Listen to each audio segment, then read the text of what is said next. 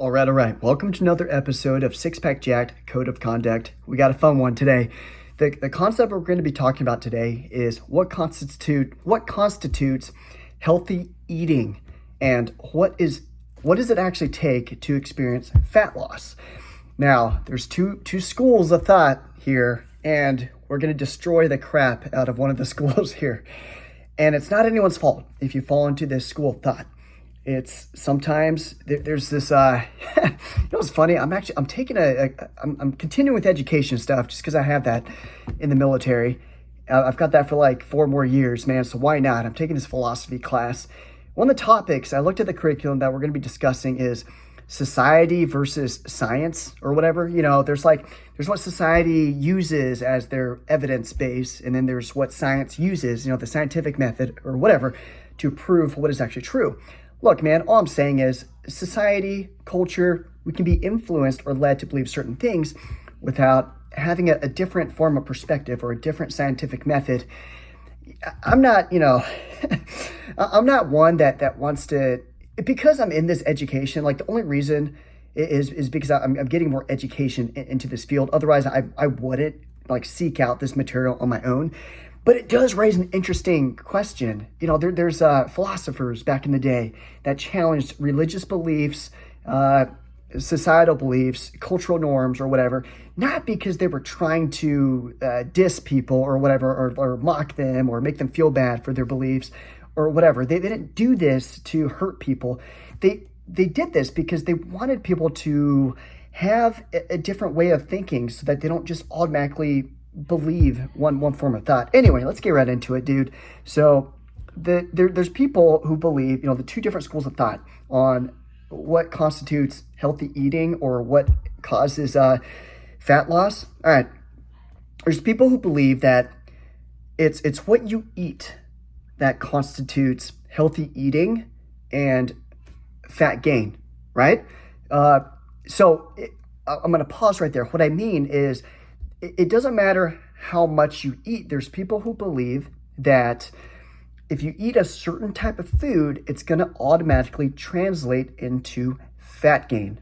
All right. There's people who will say, if you eat sugar, it gets stored in your body as fat. Well, I guess by the way I said that, you know which side I fall into.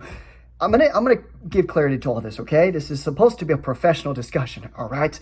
I've just been doing this for so long, I can't help that personality of mine that comes out. Now, what constitutes healthy eating? Well, there's people that think if you eat a slice of cake, that's unhealthy eating. Look, there's no food that is inherently bad for you. That's other side of thought. If you eat a slice of cake that's unhealthy, there's one side. The other side is there's no food where if you eat it, it's like inherently bad for you. Everything is all part of a system. It all depends on how much you've eaten in calories by the end of the day.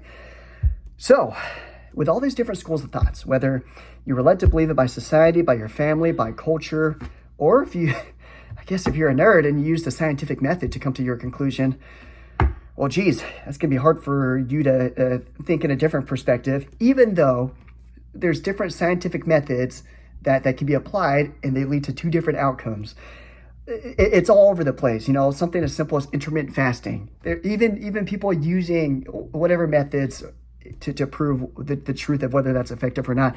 They're on all different sides. At the end of the day, I believe the best way to do it, and listen to all the perspectives, just do your own freaking experiment. So the only thing I have to say is, through experimentation, this is what I've come to conclude is the actual answer. So ready for the truth? What constitutes healthy eating, it's not what you eat, it's how much you eat.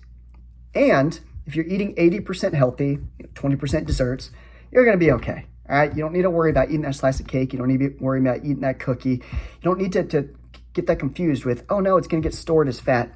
Here's what's true. Here's the proven fact. If you eat at a calorie deficit, you will burn body fat.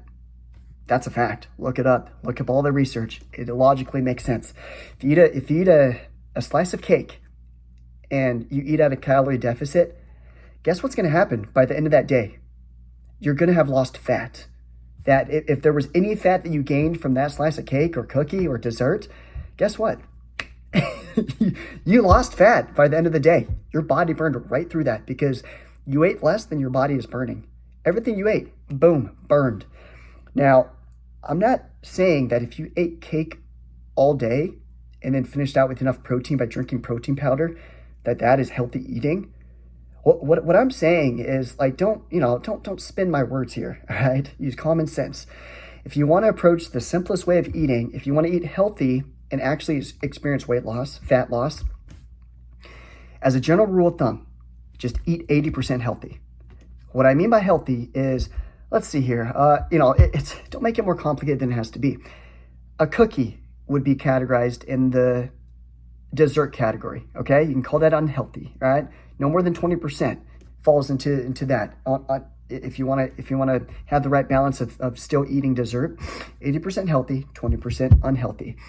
A slice of cake, unhealthy. Ham and cheese sandwich, healthy. Hamburger, healthy. Chicken and rice, healthy. Chocolate bar, unhealthy. Ice cream, unhealthy. You see what I'm saying here? Use common sense, man. You don't have to. There's all these freaking extreme diets that have like people who cut out carbs and oh my gosh. Holy smokes. Dude, humans complicate things so much. Just stick to the basics, man. You can eat whatever the heck you want. Just eat 80% healthy, 20% desserts. If you want to lose fat, eat at a calorie deficit. That's all it is. That's all there is to it, man. That's literally all there is to it. Don't make it more complicated than it has to be. If any of that is still confusing, reach out to me. I would love to clarify this for you. This is my freaking passion. I love it. So, whatever you have to do, if you're on a weight loss journey, remember, you can eat whatever you want. Just eat 80% healthy. If you're going to eat desserts, make it no more than 20% of what you're eating overall, and make sure you're in a calorie deficit. You're allowed to eat that cookie. In fact, I teach this to everyone I work with.